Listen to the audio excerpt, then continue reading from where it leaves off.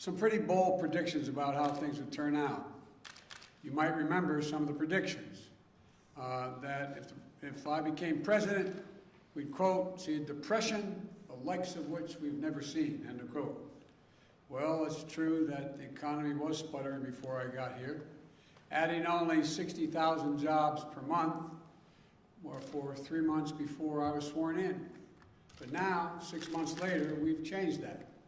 We've gone from 60,000 jobs per month to 60,000 jobs every 3 days, more than 600,000 jobs per month since I took office, more than 3 million new jobs all told. That's the fastest growth, I'm told, at this point in any administration's history. Another prediction, that is my favorite one, I must add, is that if I got elected, I'd bring the end to capitalism. I never understood that one, but we've heard an awful lot. Well, in 6 months into my administration, the U.S. economy has experienced the highest economic growth rate in nearly 40 years. And we know we knew that we needed to launch a wartime effort to get America vaccinated and pass a powerful American Rescue Plan. We did both those things. And now the forecasters have doubled their projections for growth this year in the economy to 7% or higher. In fact, the U.S. is the only developed country in the world where growth projections today are stronger than they were before the pandemic hit. At the same time, companies across the country are giving workers a raise, unusual thing.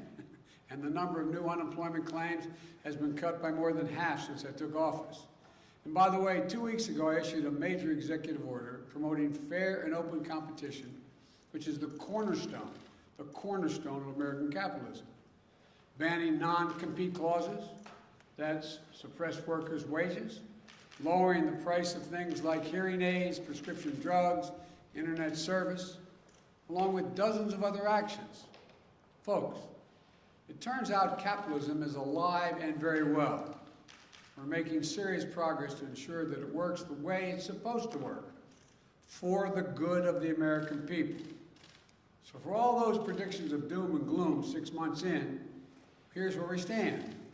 Record growth, record job creation, workers getting hard-earned breaks.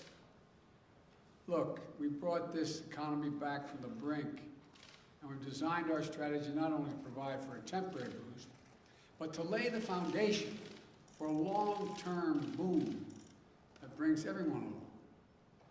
You know, that's why we designed the American Rescue Plan, to help not just all those, everyone at once, but over the course of a full year and beyond. So we could help families and small businesses weather the ups and downs as the economy recovers from a historic pandemic, and there are going to be ups and downs. We saw a great example of that just last week. For the first time, monthly payments began going out to nearly every working family raising a child in the United States of America. Thanks to the expanded child tax credit in the American Rescue Plan, $300 a month going out for each child under the age of 6, and $250 for every child 6 through 17. Every month for the next 6 months, with more coming in the spring. That money is a game changer. For some, it's a lifesaver. Think of the single mom struggling to put food on the table each month. The parent has to tell their kid, I'm sorry, honey, but we can't afford those dance classes. Or the sports team you want to play in this fall, we can't do it. You know, they can't wait for the credit against their taxes to be coming next year as a tax credit. They need cash in their pockets today. For families with the least, this money will do the most, dramatically reducing child poverty in America. And for millions of middle-class families, it'll give them a little bit of breathing room every month. That's just one example of how we're building an economy from the bottom up and the middle out. But despite that progress, we cannot afford to be complacent. We know that our economic recovery hinges on getting the pandemic under control. You know, and by fully vaccinating 160 million Americans, or 80% of our seniors, we've fundamentally changed the course of the pandemic. for one that threatens all Americans, to a disease that has the most severe impacts only on the unvaccinated people in the country. But we can't let up, especially since and because of the Delta variant, which is more transmissible and more dangerous. Unfortunately, cases are now rising, particularly in communities with very low vaccination rates. Just 4 states account for nearly 40%, 4 states, 40% of all cases last week. Virtually all hospitalizations and deaths are occurring among unvaccinated Americans. These tragedies are avoidable. The data couldn't be clearer. If you're fully vaccinated, you have a high degree of protection against severe illness, hospitalization, and death. If you're unvaccinated, you are not protected. So please, please get vaccinated. Get vaccinated now. It works, it's safe, it's free, it's convenient. You know, this virus doesn't have to hold you back any longer. It doesn't have to hold our economy back any longer. But the only way we put it behind us is if more Americans get vaccinated. We also know that as our economy has come roaring back, we've seen some price increases. Some folks have raised worries that this could be a sign of persistent inflation. But that's not our view. Our experts believe, and the data shows, that most of the price increases we've seen were expected and are expected to be temporary. Reality is you can't flip the global economic light back on and not expect this to happen. As demand returns, there's going to be global supply chain challenges. We've seen that in semiconductors, which are used in automobiles. That global shortage has slowed vehicle production, creating a temporary spike in car prices. That's a real challenge. My administration will do everything we can to address it. But again, these disruptions are temporary. Lumber prices are another example. They spiked early in our recovery, but in recent weeks, they began to fall. They've fallen by more than 50%. In the hospitality industry, prices are returning to where they used to be. Economists call all these things transitory effects, and they account for about 60% of the price increases we've seen over the last few months. Now, I want to be clear. My administration understands that if we were to ever experience unchecked inflation over the long term, that would pose a real challenge to our economy. So while we're confident that isn't what we're seeing today, we're going to remain vigilant about any response that is needed. As I made clear to Chairman Powell of the Federal Reserve when we met recently, the Fed is independent. It should take whatever steps it deems necessary to support a strong, durable economic recovery. But whatever different views some might have on current price increases, we should be united in one thing: passage of the bipartisan infrastructure framework, which we shook hands on. And my Build Back Better plan will be a force for achieving lower prices for Americans looking ahead. It's another reason why the investments are so important. If we make prudent multi-year investments in better roads, bridges, transit systems, and high-speed internet, in a modern, resilient electric grid, here's what will happen. It breaks up the bottlenecks in our economy. Goods get to consumers more rapidly and less expensively. Small businesses create and innovate much more seamlessly. If we increase the availability of quality, affordable child care, elder care, paid leave, more people will enter the workforce. These steps will enhance our productivity, raising wages without raising prices. That won't increase inflation. It will take the pressure off of inflation, give a boost to our workforce, which leads to lower prices in the years ahead. So if your primary concern right now is inflation, you should be even more enthusiastic about this plan. And as we promote fair competition in our economy through the executive order I mentioned, it will drive down prices even further. New businesses will get in the game, competing against those giant corporations who have been free to ramp up prices because they haven't had any real competition. Look, the bottom line is this. What the best companies do, and what we as a country should do, is make smart, sustainable investments with appropriate financing to make this nation more productive, to advance America's leadership in clean energy, to win the jobs of the future, while meeting the threat of climate change, and ensure that all working Americans benefit from the growth they're helping produce. The independent experts who have analyzed my plans have found that they would do just that: expand output and enable millions of Americans to enter the labor workforce. Now, just this year, not just for the next, but not just this year, but for decades in the future. It's not temporary. This is the best strategy to create millions of jobs and lift up the middle-class families and grow wages and keep prices affordable for the long term. What we can't do is go back to the same old trickle-down theories that gave us nearly $2 trillion in deficit finance corporate tax giveaways. It did nothing to make our economy more productive or resilient.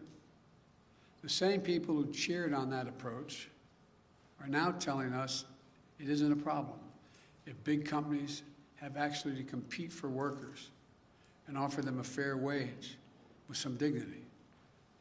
I could not disagree more. We can't go back to the old failed thinking.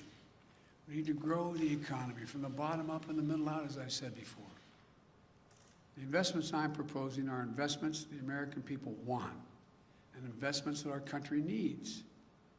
And if we get this done, a wide range of independent forecasters project that it will have an incredibly significant impact on GDP and jobs, good-paying jobs with prevailing wages.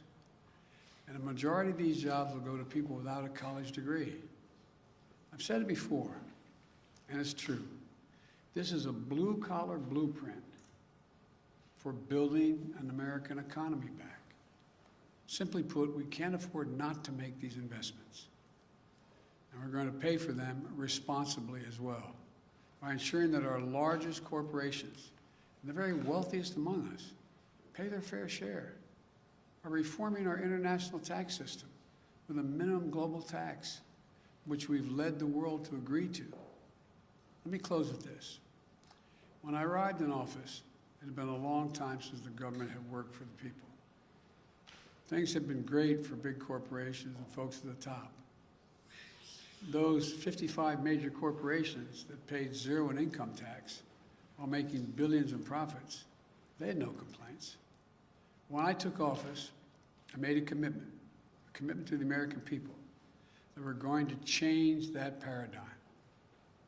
So working families could have a fighting chance again to get a good education, to get a good job and a raise, to take care of the elderly parent or the child with a disability, and still be able to go out and earn a good living.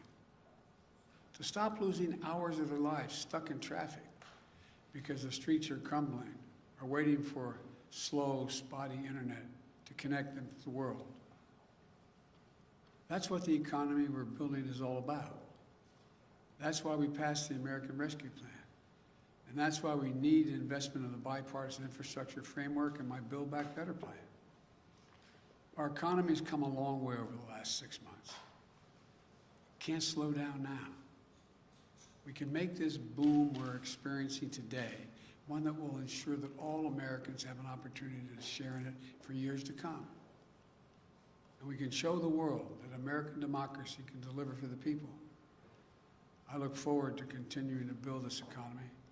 I'm incredibly optimistic about what we're going to be able to build together in the next 6 months and the years to come. Thank you all for listening, and may God bless you, and I'll take a few questions. Mr. President, you said last week that companies and platforms like Facebook are killing people by letting misinformation. Let me be precisely what I said. I'm glad you asked me that question. One, I had just read that on the Facebook pointed out that it was pointed out that Facebook, of all the misinformation, 60% of the misinformation came from 12 individuals. That's what the article said. So I was asked that question about what do I think is happening. Facebook isn't killing people. These 12 people are out there giving misinformation. Anyone listening to it is getting hurt by it. It's killing people. It's bad information. My hope is that Facebook, instead of taking it personally, that somehow I'm saying Facebook is killing people, that they would do something about the misinformation, the outrageous misinformation about the vaccine. That's what I meant. Have they done enough, in your opinion, to stop? I haven't, that to be completely honest with you, I don't know if they did anything today. Up to over the weekend, I don't think they had, but I don't know. I don't know the answer to that question. Will you hold them accountable if they don't do more to stop the spread?